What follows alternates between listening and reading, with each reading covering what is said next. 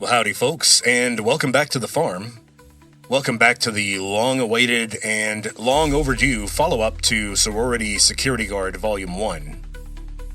Now, to prepare for my continuation of the story, I went back and I listened to Volume 1, and I realized that I hadn't gotten very far at all. I hadn't even gotten myself hired as a security guard yet. After my re-listening to Volume 1, I realized that I kinda just threw shade at my roommates for an hour. Hopefully this episode will be more interesting. What did they throw in the pool? Okay, let's go ahead and get that cleared up. Sorry for all the delay on that. So, it was a pig. It was a pig carcass.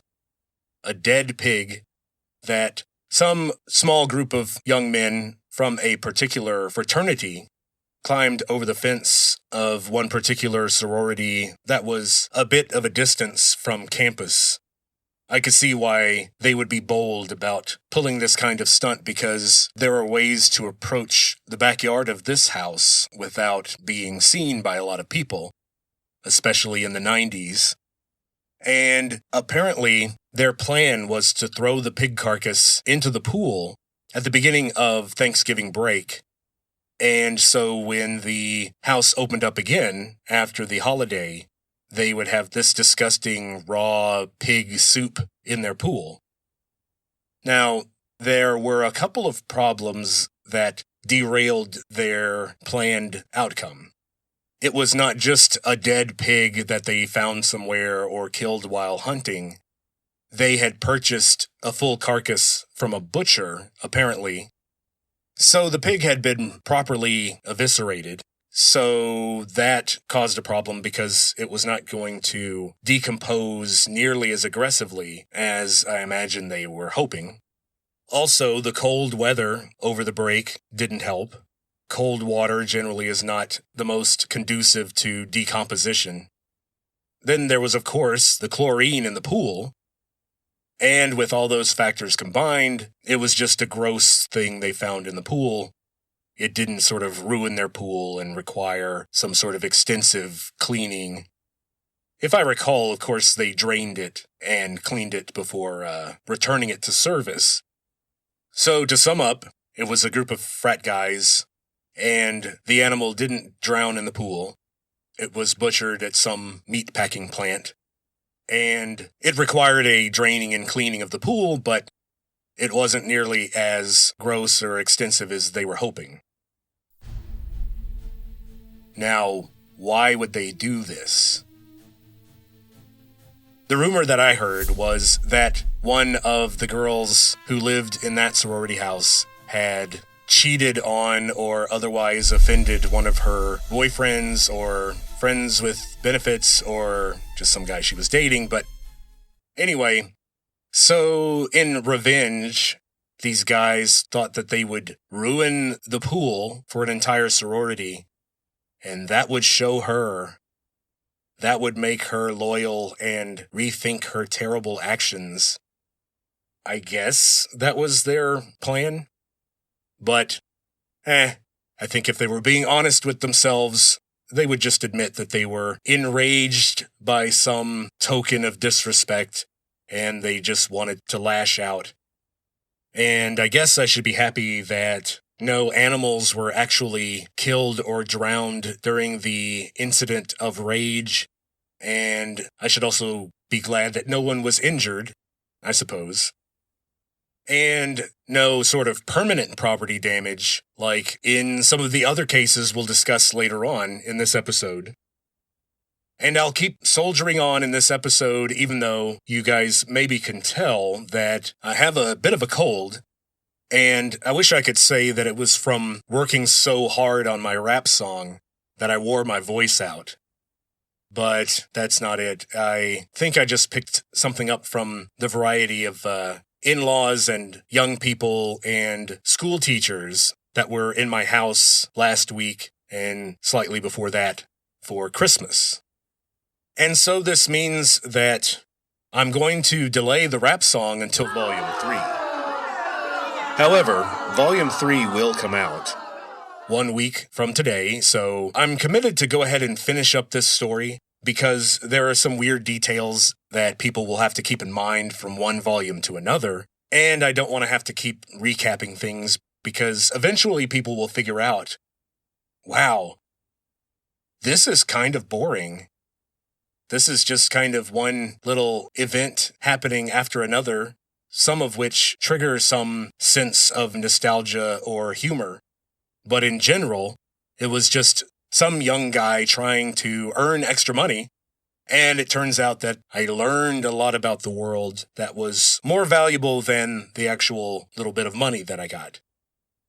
But there will be plenty of music in this episode, including a song. Unfortunately, not one that I sing. You wouldn't want to hear that this week.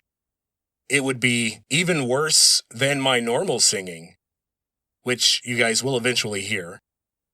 And I promise in the next episode you will hear me rapping. I actually have already recorded a sort of mock-up or demo. Of course, it's me rapping with a cold, and so it's just uniquely, stunningly bad. But it does prove that my lyrics fit the music, and I've pretty much got it worked out. The chorus is going to be especially tricky. Let's go ahead and listen to one rendition of the theme song that Murica trotted out for me after uploading some different tunes as a basis. Bear in mind that I wrote all these lyrics. They're very personal for me. I wouldn't let the AI intrude on my memories like this. So the song talks about my experience as a sorority security guard from my point of view, and hopefully everybody can get a sense of the emotions I had and how I viewed myself. So let's take a listen. Murica came up with 2 good versions of this, and this will be the first one. We'll play the other one later. But here it is, and I think I'm going to call it, I'm the Hero They Need. Or maybe Clip-On Tie. That's a good title, I think. Clip-On Tie. So let's take a listen to Clip-On Tie.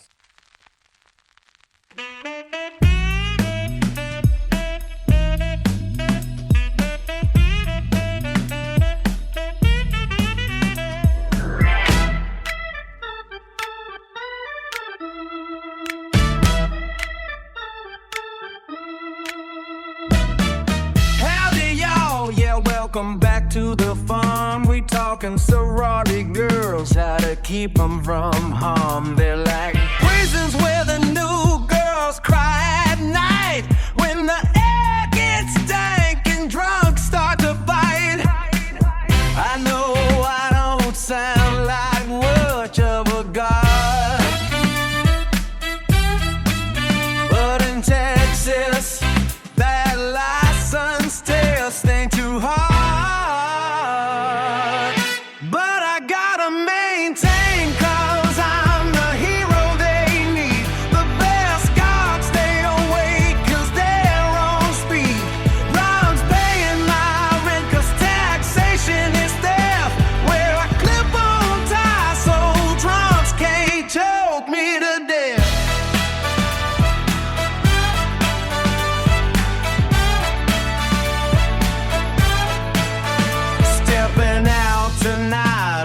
Dusty concrete. I got 40 acres, but now I'm the mule. Looking for fame and fortune with no retreat. Dancing with danger on these Texas streets. I know I don't sound like much of a god, but in Texas, that license test ain't too hard. But I gotta maintain, 'cause I'm the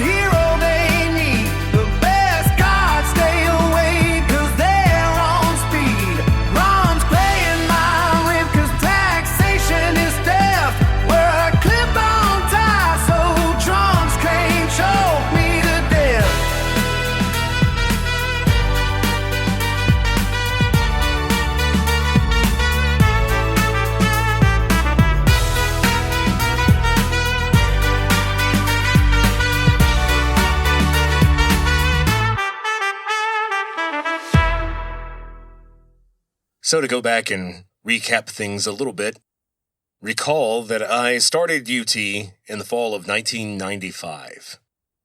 And my first 2 years of tuition were fully paid for by an academic scholarship that I got my senior year of high school. Wrote a couple of essays. It was a local foundation, and they were interested in helping launch people who showed academic promise. I'm not sure what they would think of what eventually happened to me and what I decided to do with my life, but there's that. So the fall of 95 through the spring of 96 was paid for. Fall of 96 through spring of 97 was paid for. So starting in the spring of 97, I needed to start looking for how I was going to cover the rest of the money. Student debt wasn't such a big issue. There weren't a lot of people around as adults struggling to pay off student debts at the time. And so it wasn't really in the consciousness, but just basic prudence would say that you want to try to graduate with as little debt as possible. And so there were options. There was always the option of dipping back into the scholarship pool.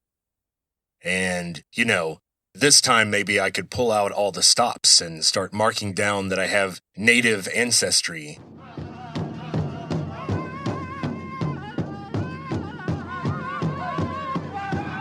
And, maybe that would unlock all that magic Native American money. And it would rain down on me, and I would open my own casino, and it would be awesome. But it turns out there apparently isn't a big pool of money just sitting there waiting for people who are part Native American to just, dip into. And then there were Pell Grants. They were short bursts of money that you could get if you showed financial need and you were enrolled. I got a couple of those. I started to make enough money with my side activities that I could no longer qualify for Pell Grants. But I was making the mark. I was surviving. Luckily, this was the late 1990s, and even though the internet hadn't hit the streets yet, people weren't making money from any .com stuff yet. But there was definitely energy in the air related to the internet, and the ability to just organize people through email was just so cool.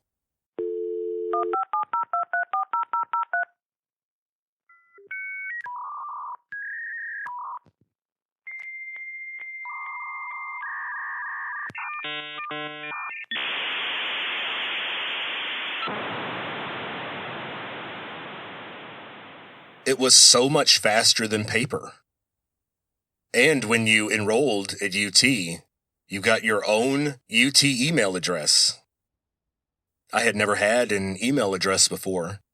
So the economic slowdown and malaise of the very early 90s were gone. And I can tell you, money was falling off the trees. I was very fortunate to be a young person during that time. I will say that being male required me to be a little bit more creative.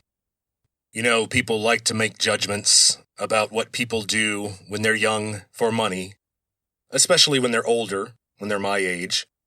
So I'll say it right now, if I were a female version of my younger self, I probably would have done some spicy dancing. As we all know, I have a pathological lack of social anxiety. I don't get stage fright, so I think it would be a perfect job.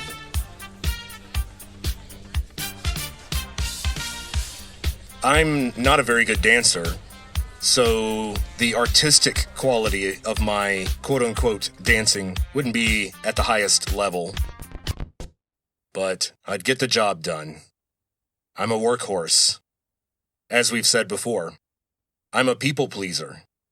A popcorn movie. Just like our dear leader. So funny. So funny. And so If I'm not going to do spicy dancing, then what kind of jobs were available?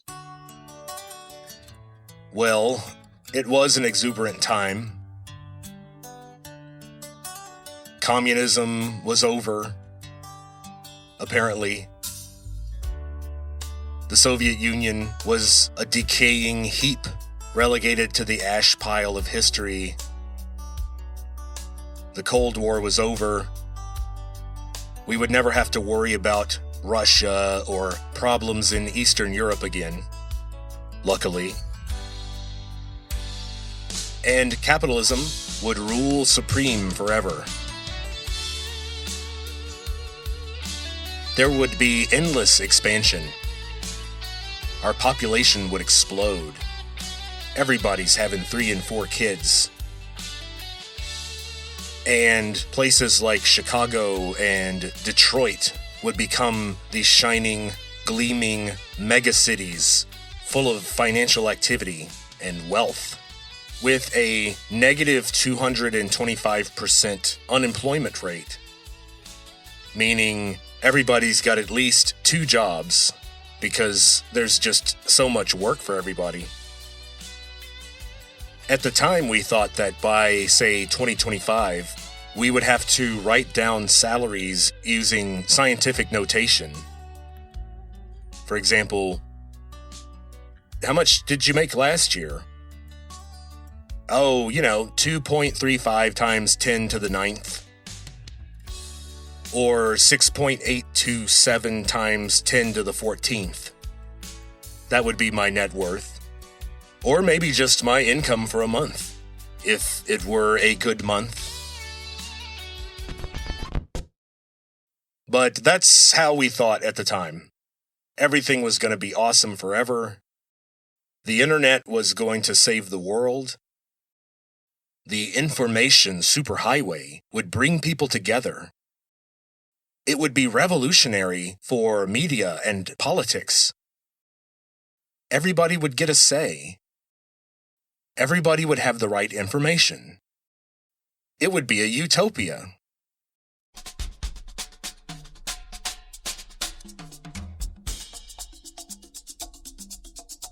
So what real jobs were there, other than spicy dancing?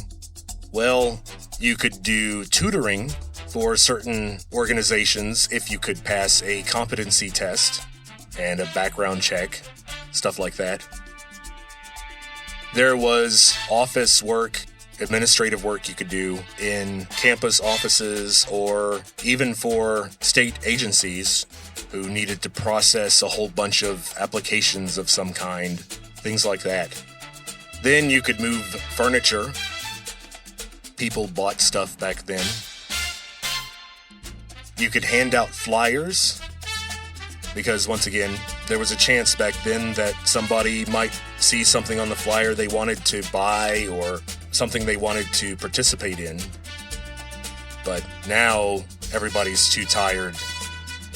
They don't have enough time or extra money.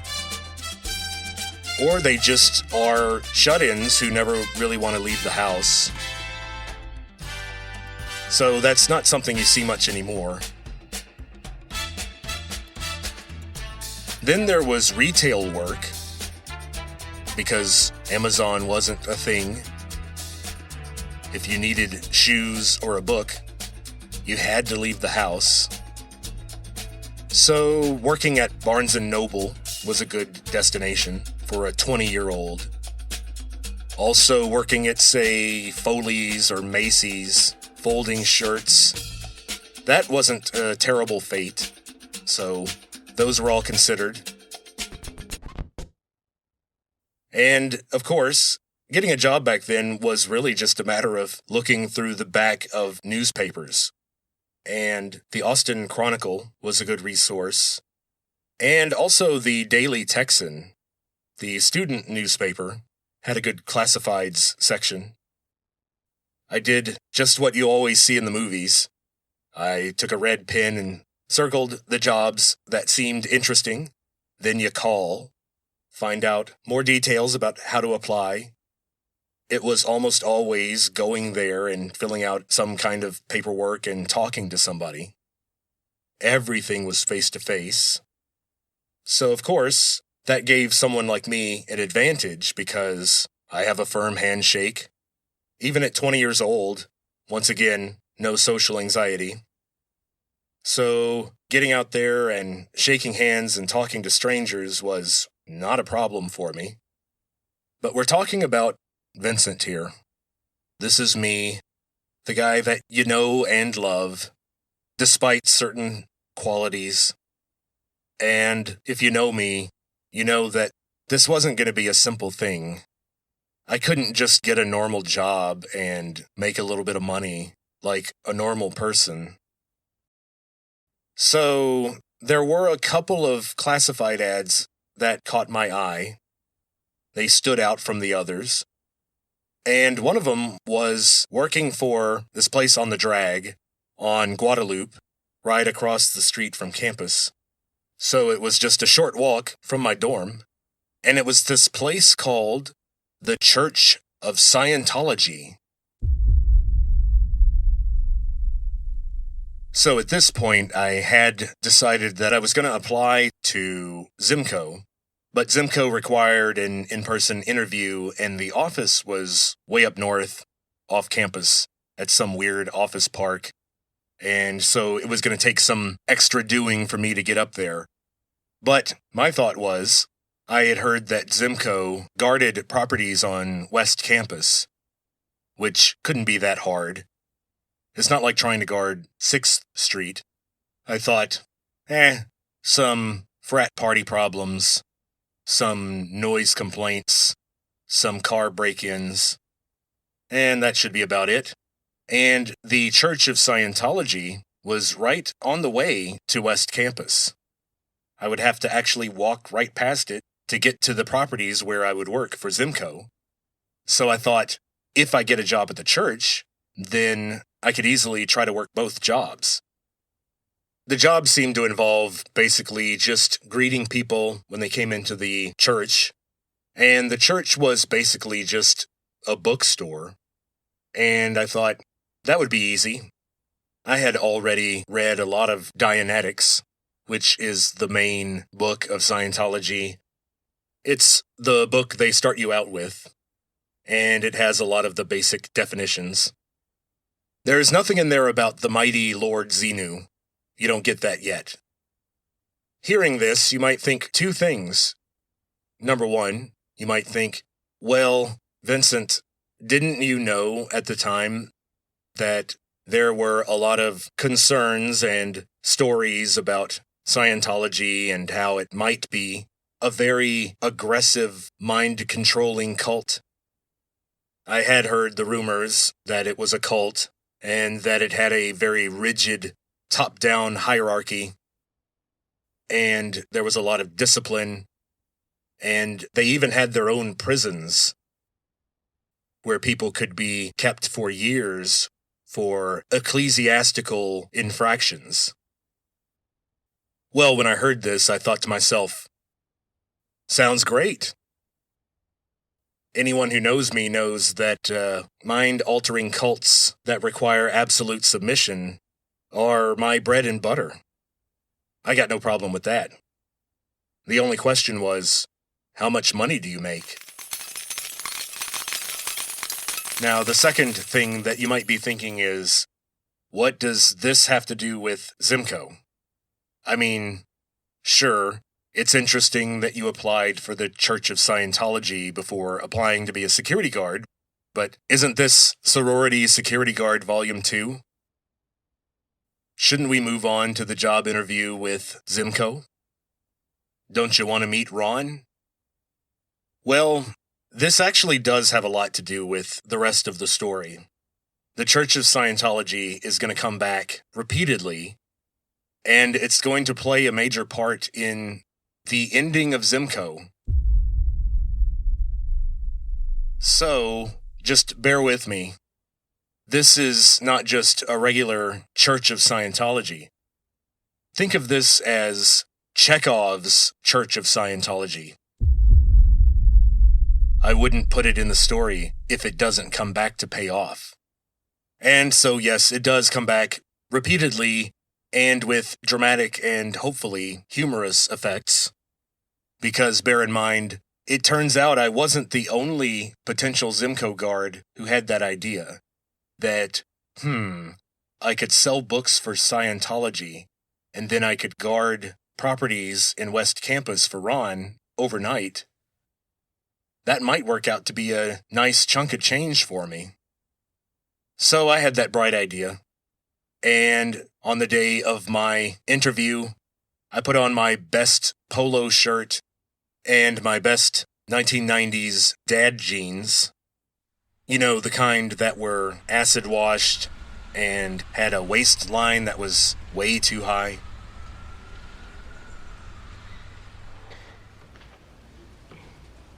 And I went there, and they greeted me nicely once I said, hey, I'm not here for auditing, I'm here to fill out an application. And so they gave me a clipboard and a pen and a stack of 2 or 3 sheets of paper, and they had me sit down in a waiting area. If you picture this place, it's a normal sort of bookstore type vibe.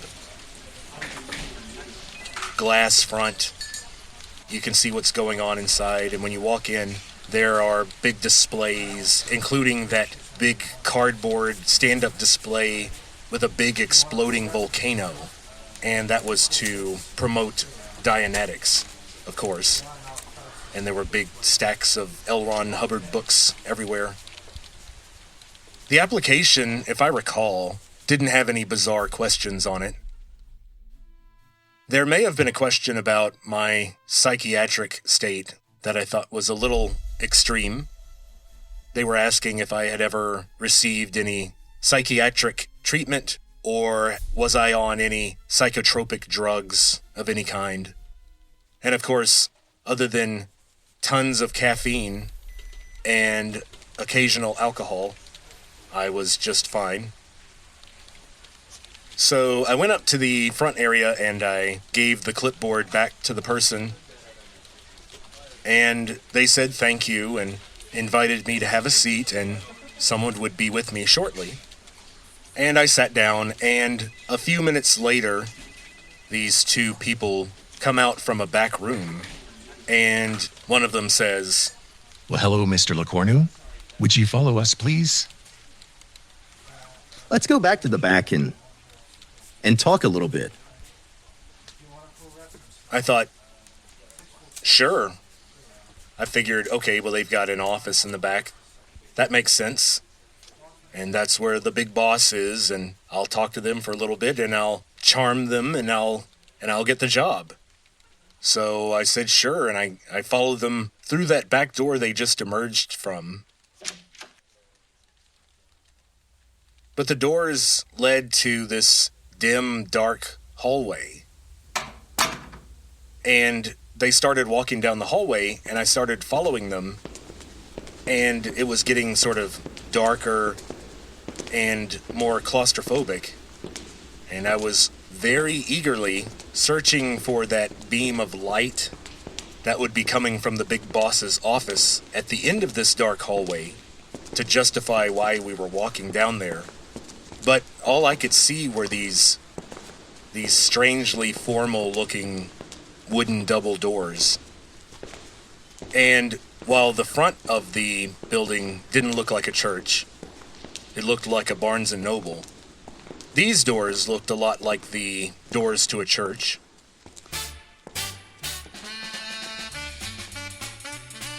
Now, I had just seen Pulp Fiction, along with everyone else in the world, just a few years before.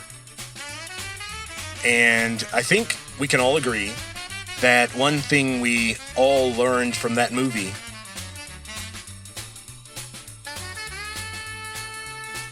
is that dim hallways and back rooms and strangers don't mix. And it can be alarming for cool people who just happen to need some money.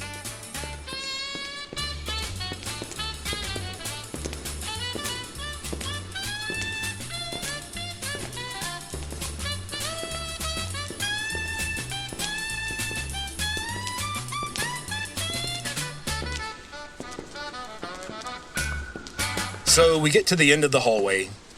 We get to those double doors. And they both give me a big smile, and they open the doors. And it was just a dark room. And I couldn't see what was in there. And so here I was. I've got a choice to make. Do I go into this dark room? Do I even stop to ask, what are we doing? What's going on here? Well, 20-year-old Vincent did exactly what you might expect him to do. He just walked right into the room. So why did I do that? Let's make two things clear. Number one, I think I did make it clear earlier that I needed money. I was looking for money, and who knows? It was a very dark room. Maybe somebody dropped some money. Maybe if I checked the corners, I might find some cash. And number two, 20-year-old Vincent was pretty sure of himself. Back then, I don't recall, but I may have brought a knife. I always carried a knife with me a lot, even after college. I think it's just a rural thing. But I thought to myself, they probably don't even have knives. Unless they've got 6 more people in this dark room. I'm pretty sure I could take them out.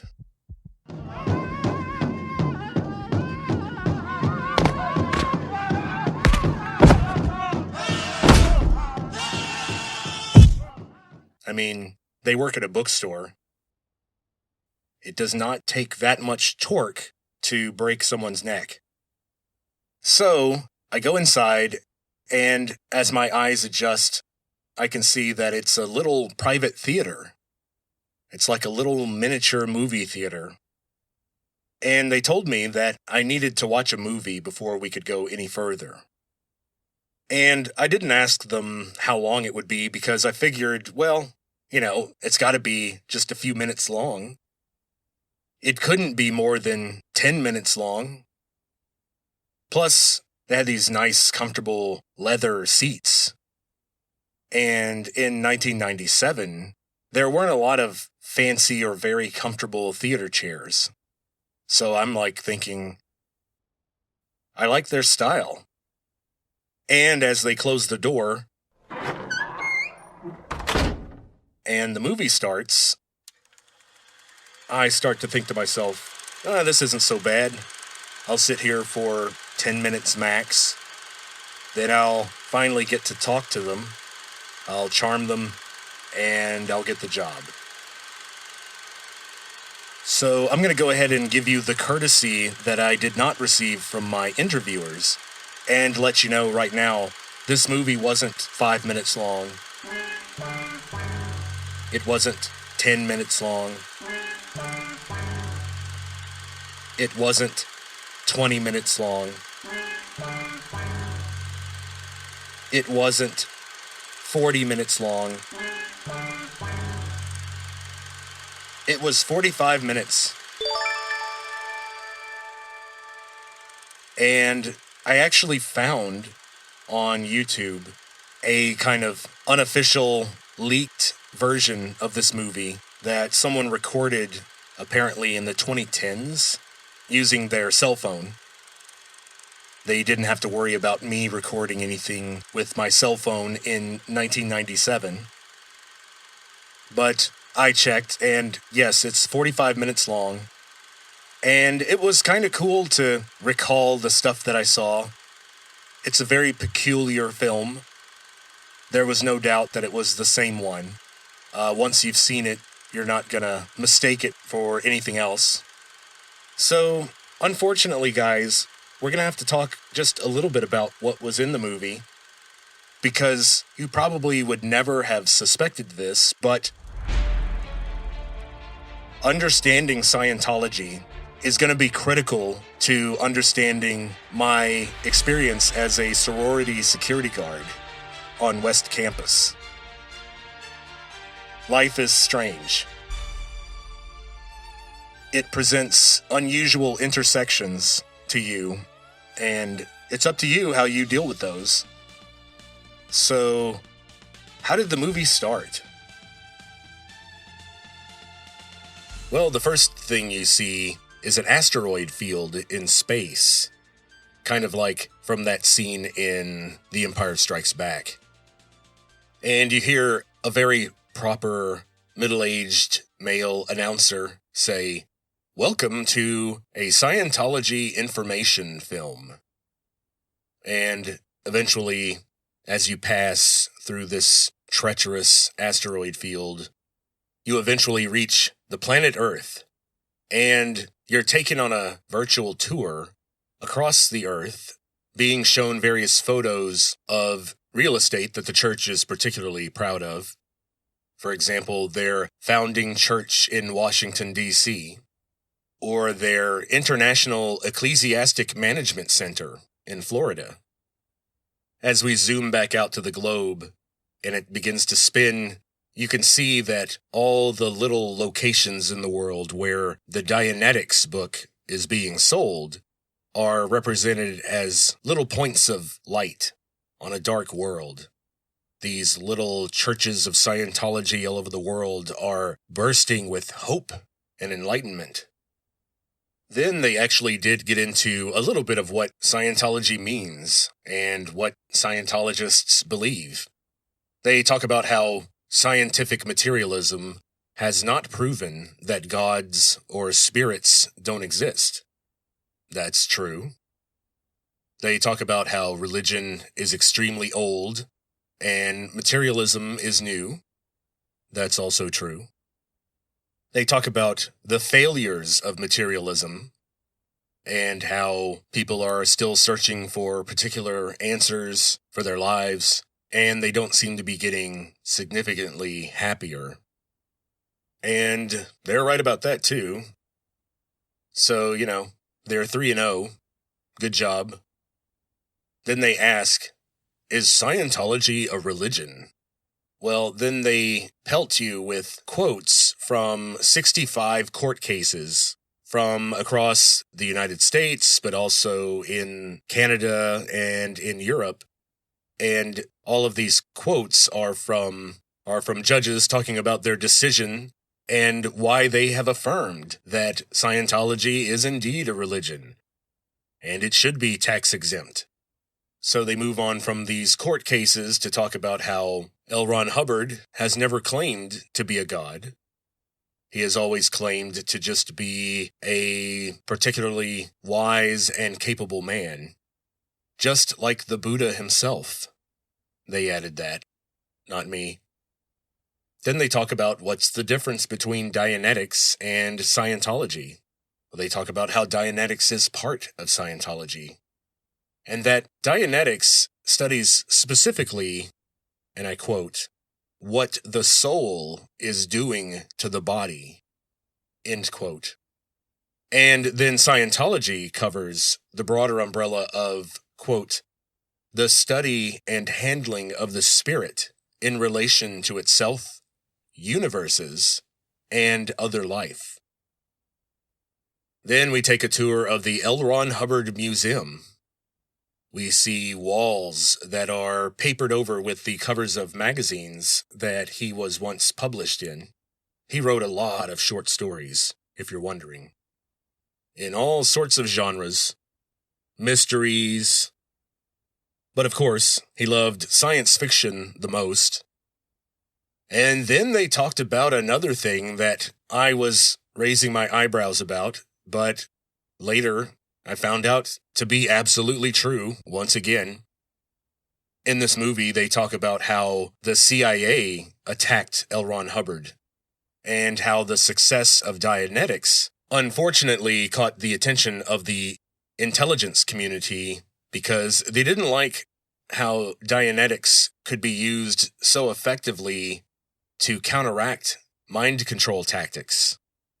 In other words, the MK Ultra program did not appreciate Dianetics because it was almost a user's manual for the mind, especially for a mind that is under a great deal of stress or under attack, or something is attempting to control that mind. And so at the time, I blew this stuff off, but now I know it's actually true. Then this smartly dressed woman gives us a tour of an ideal Scientology bookstore. And what do you know? It's laid out a lot like the bookstore I just came out of to come back into this creepy room. Then they move on to talk about the orgs. O-R-G-S. The orgs. Now, these are the actual institutions that make up what we call Scientology. Scientology is actually composed of legally separate institutions. They have different geographic locations, different ecclesiastical jurisdictions. And among these orgs, the Sea Org is the most prestigious. And that's Sea as in Ocean Org, S-E-A-O-R-G, the Sea Org. People in the Sea Org are mostly at sea, hence the name. They spend their lives in international waters where a lot of laws can no longer be enforced, and these people put in 100-hour work weeks. Some people claim to have been stuck on these ships for years, but that's no biggie, because when you sign up for the Sea Org, you have to sign a billion-year contract.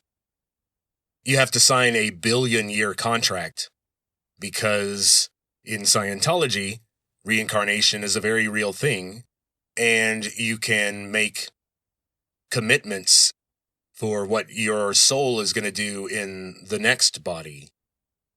That sounds a little shaky to me. I don't know that a judge would uphold a contract that someone claims that your soul signed in a previous life. But such a contract apparently would be enforceable inside the ecclesiastical judicial domain of Scientology itself.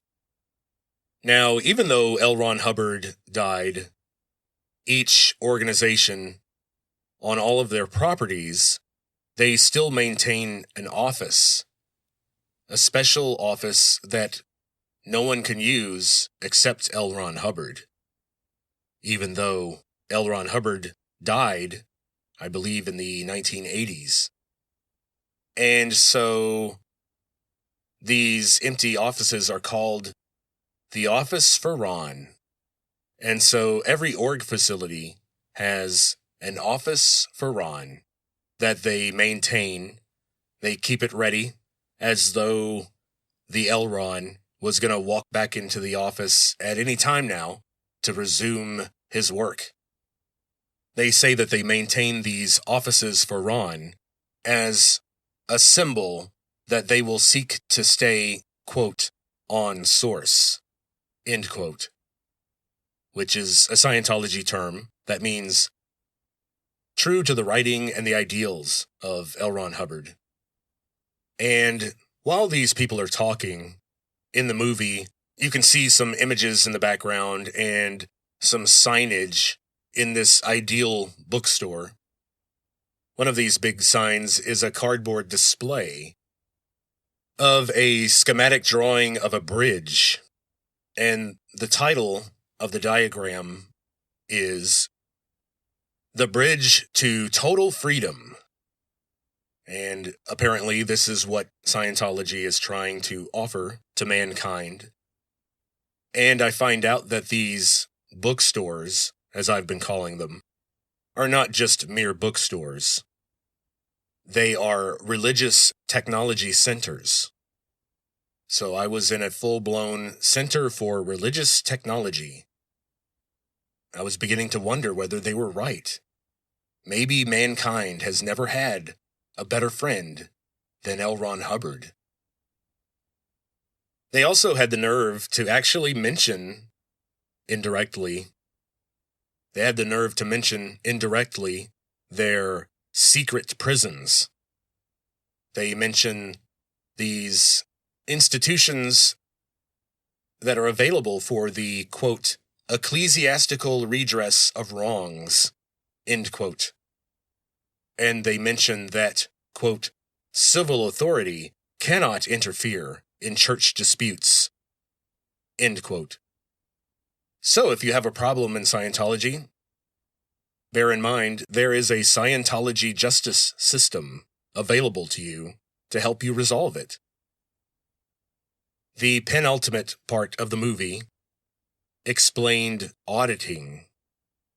Now, they do definitely talk about financial audits, the kind of auditing that the IRS does, because they are very proud of their decade-long IRS audit, which did conclude that they were a bona fide religion and should remain tax-exempt. So they definitely talk about that. But then they talk about what they call auditing. And this was explained by a well-dressed professorial man who called himself the Director of Processing.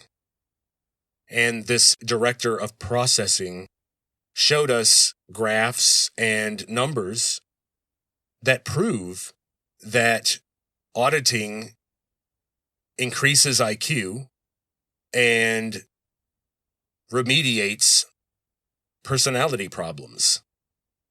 Now, he didn't explain exactly how these graphs actually show this, but they were very impressive graphs. The lines started really low on the left side, but then, as you move to the right, they suddenly started going up.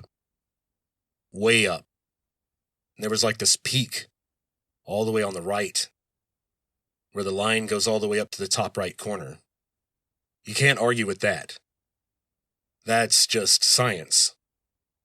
So, the Director of Processing tells us, quote, this shows what happens when you address the spirit and not just the brain.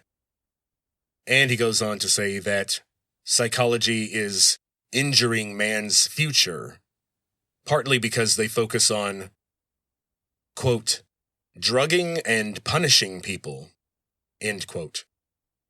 Now, anytime someone has some complaints about modern psychology, I will generally agree. But what this Director of Processing did not mention, the little factoid that he kept to himself, is that the Church of Scientology records all of this auditing.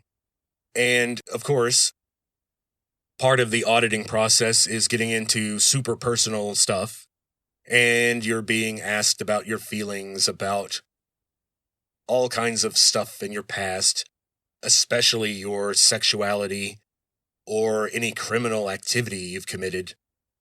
And they keep very clear audio recordings of everything you say when you're auditing.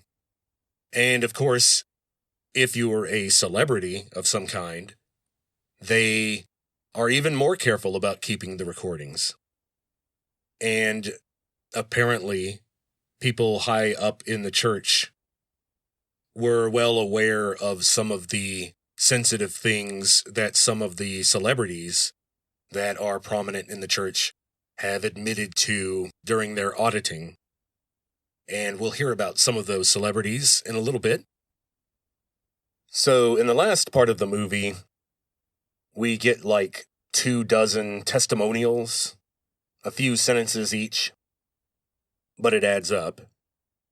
And we have people from all walks of life, people of every age, and we've got everybody from jazz musicians to chiropractors to plumbers to dentists to race car drivers to Kirstie Alley to John Travolta.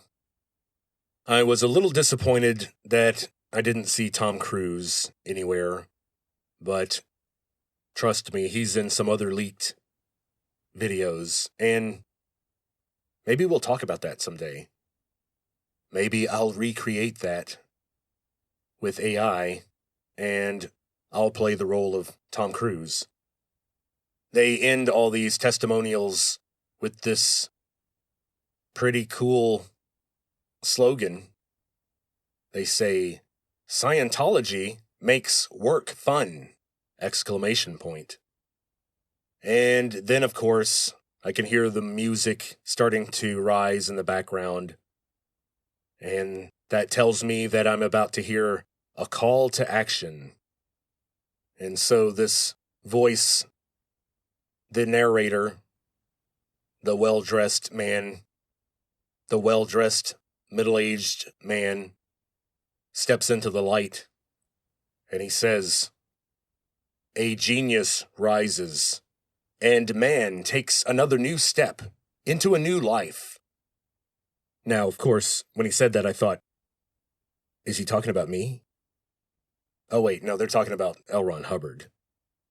So the guy continues, "We can rise above the decay, the final flash that will extinguish this planet. You are an immortal being.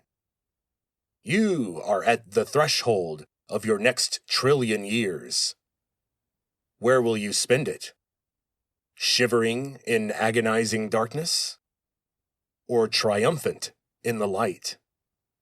The choice is yours, not ours. You slam the door shut in your own face. You don't have to believe us, or even trust us. You could leave this room and go back out into the world and never think or talk about Scientology again. It would be stupid, but you can do it. You can also jump off a bridge or blow your brains out." And so you guys may have started feeling exactly what I was feeling at the time.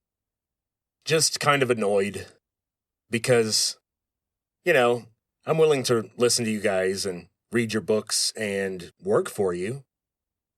But you can't just expect me to watch a couple of people talking in some instructional video, and then I come out and I'm like, yeah, where's that billion-year contract? I mean, seriously?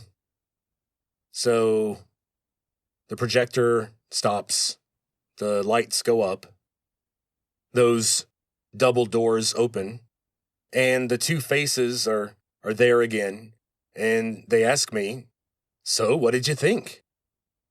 And I answered in typical 20-year-old Vincent style.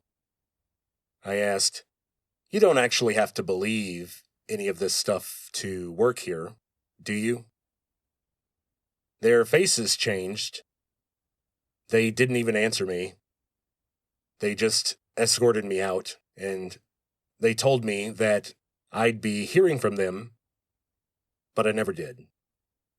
And so, thus ends the life that could have been with the Church of Scientology, rejected for my apostasy and my disbelief.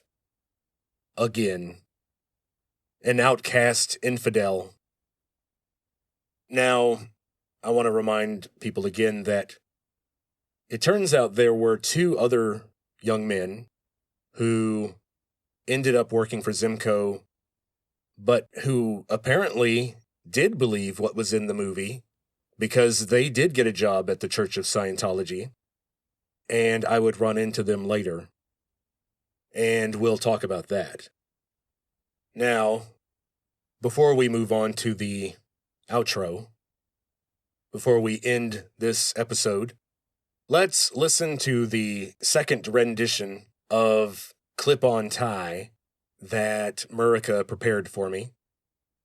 Now, this one, the melody and the style for this one came from a different model upload, and it really took my prompt words seriously.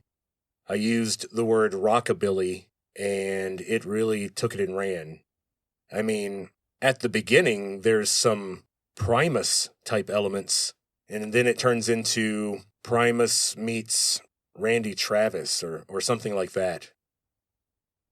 Now, as we listen to this version, note that I wasn't as much of a fan of this version's approach to the lyrics, but I thought that the guitar solo in the middle of the song, in the bridge, just really crushed it, so I had to share it. So props to this virtual guitarist. They even gave the upright bass like 4 bars of a solo, which you don't hear very often.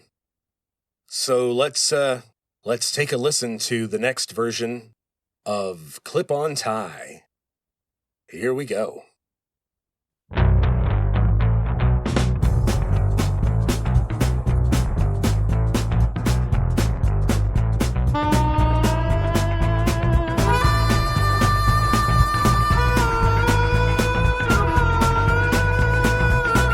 Howdy, y'all! Yeah, welcome back to the farm. We talking sorority girls, how to keep them from harm. They're like prisons where the new girls cry at night.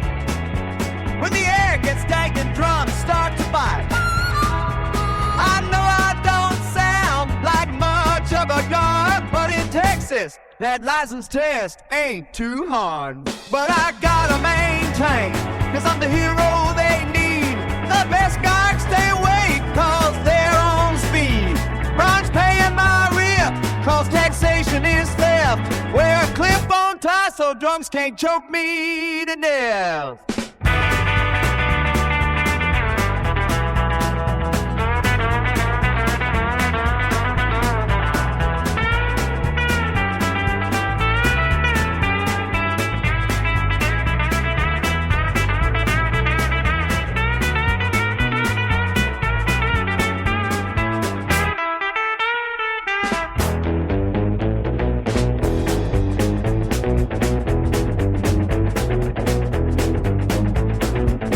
Stepping out tonight on the dusty concrete.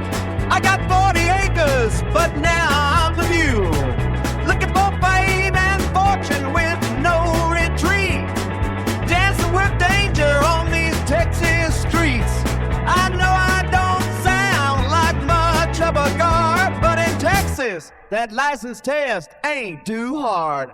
But I gotta maintain, cause I'm a hero they need. The best guards stay away, cause they're on speed. Ron's paying my rent, cause taxation is theft. Wear a clip-on tie so drunks can't choke me to death.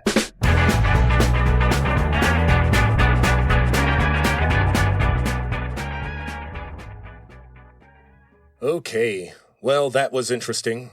I hope you enjoyed the instrumental part there.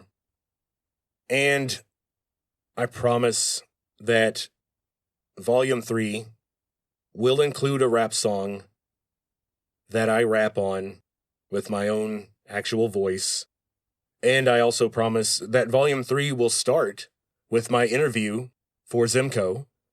We'll get to meet Ron right off the bat. So that's coming in Volume 3. Along the way, before we close out the story of my time as a security guard, we're going to touch on a couple of other things that happened. We're going to check in on my last roommate at Jester, Jason, the guy who helped me get into bodybuilding and inspired me to look into security work. We're going to have to talk about my time with Texas Student Television, the student television station at UT that I did some camera work for. We'll have to talk about a band that I was briefly in. And at this point, I don't even want to mention the name because the name of the band is a source of extreme stress for me, and I can't handle talking about it more than a few minutes at a time. So I'll save all that emotional energy for then. Another thing I wanted to add is that had I been a male dancer, a spicy dancer, my stage name would have been Durango. And I know that for a fact because I actually had to come up with a stage name for my male nude dancing persona for an extremely elaborate prank phone call that I participated in multiple times. That's coming up in one of the final episodes. Unfortunately, I think Durango is a good name. Certainly a car manufacturer somewhere agrees with me. And so, until then, until next week, Volume 3, we'll continue the story of how I became the ultimate security guard and a hero to sorority girls across the world. It's going to be awesome.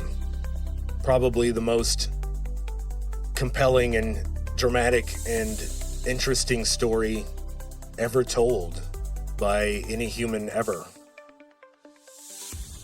So until then, talk to you later.